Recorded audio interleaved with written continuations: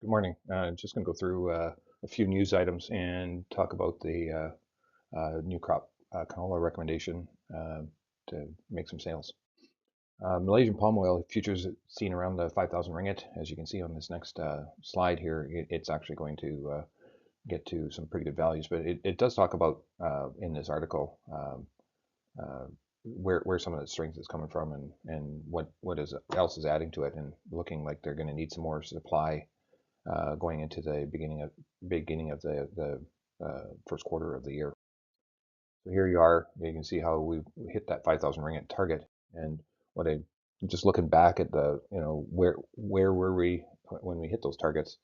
But I got curious when looking at the foreign exchange values and seeing how that actually will add up as well. I did uh, put this in here, and I have no idea what the heck this is. But anyway, it was something really funky. But this 5,000 ringgit, converted on in the palm oil is not too far from where our target is. So we could have some limited more upside. But um, just as you know, like I was looking for that on the previous slides on the ringgit itself. But when you convert it to U.S. dollars in that same timeline, where was the that value in U.S. dollars?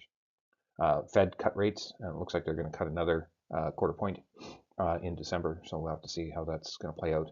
That's actually maybe because you're getting a lot closer to the 2% interest or the inflation rate that they're looking for. But the ag economy or the ag producers are seeing a lot higher inflation rate than what's maybe the norm.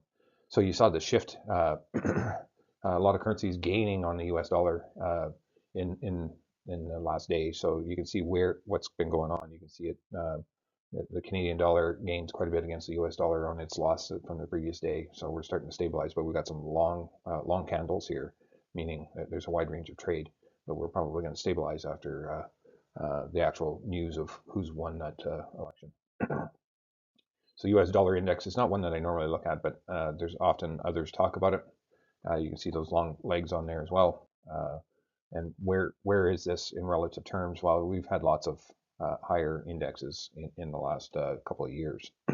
So, uh, and what makes up this index? Well, it's weighted heavily on the euro, and then Japanese yen, and then pound and sterling. So there's this basket of six currencies. So this is the reason why I don't like using it. If I'm gonna look at anything, I'm gonna always look at this pairing myself individually to the Canadian dollar, and then see how these other currencies are influencing some of the other commodities that the egg farmer is selling. So oil seeds that showing canola is down a little bit, and rapeseed down a little bit as well. Soybean flat. So a lot of things are just kind of squaring off ahead of this USDA report that's coming out later.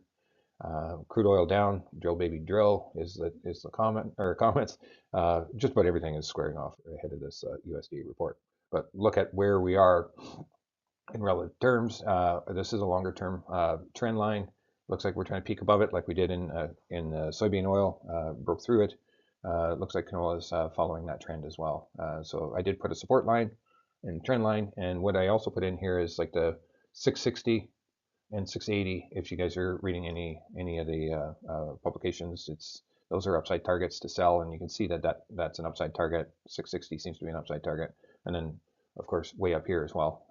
Now there's always this resistance to go a whole lot higher if the if there's problems or big crop growing of soybeans.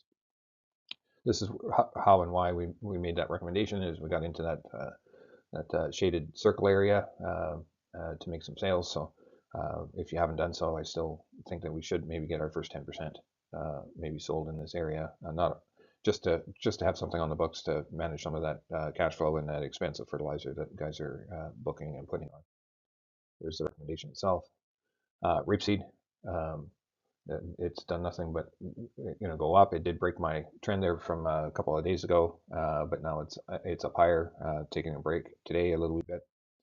So here's rapeseed priced in Canadian dollars, and uh,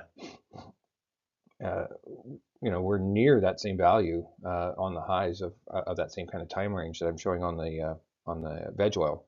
But so this would be the first target. So it's not a whole lot more upside on the European rapeseed versus the uh, uh, the palm oil.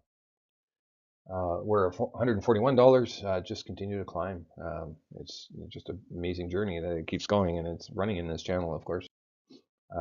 Here's your soybean oil. And like I said, I had some trend lines and it broke through a long time ago. Now we're approaching that 100% retracement to get back to that previous high. We're very close there now. Crude oil, choppy, a little bit down, but it's still got some relative strength. If we just look at where we are in this, we're right around that 50% of the value from the highs and lows, at least in this view. Soybeans, good recovery yesterday, but still has a long ways to go to be able to, find enough support there. There is no problems that I've seen from South America on the weather. That would be where you're going to see some longer and bigger movements. Canola crush margin has actually started to increase a bit over a couple of weeks ago or even a month ago.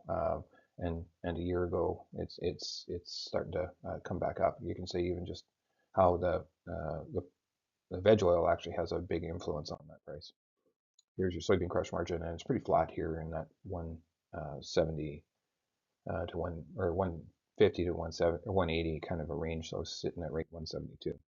Wheat needs to rally to get to above some of these moving averages before it can actually say you're in the right trend. Its trend is not our friend if we look at that downward channel. So Chicago wheat broke out of that channel, but it looks like it's wanting to re-enter. So I might have to just widen out that channel, but it is trading around those moving averages. Red winter is not, and look like it's trying to stay in that channel as well. And your milling wheat from Europe, it's downward as well.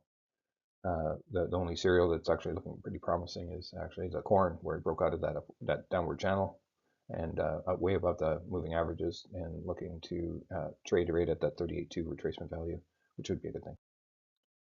11 o'clock, we're going to have this USDA report, and we'll see if it's going to follow the huge trend line yields that we're anticipating from the U.S. And that's all I have for you today. Have a good weekend.